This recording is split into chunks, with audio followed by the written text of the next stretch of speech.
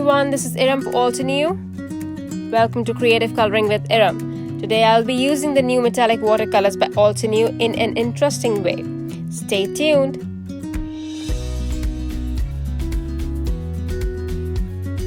First I'll work on the background. For this I'm using a sturdy watercolor cardstock.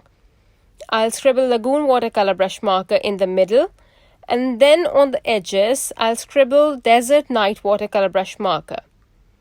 I'll also add a bit of Lagoon watercolor to the edges. I'll then spray water on this panel very generously. I'll also use a paintbrush to cover any white areas. I'll use a tweezer and move the panel a bit so that the pigment flows and create beautiful patterns.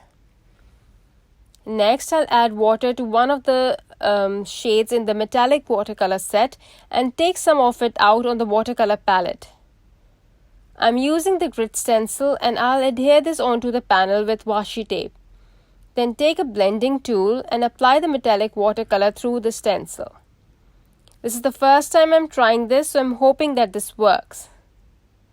And it does look good right now. I hope you can see this on the camera, but on the video, but it looks very nice.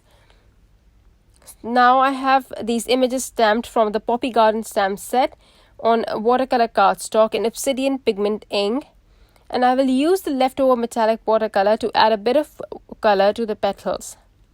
This is just to add a hint of color so that it matches with the background. The main purpose of the video was to show you that you can use the metallic watercolors through your stencils with a blending tool.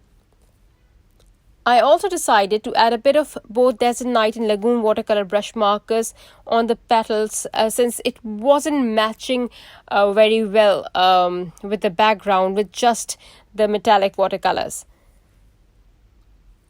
I am just adding color without any attention to detail. I will add white paint splatters to the background.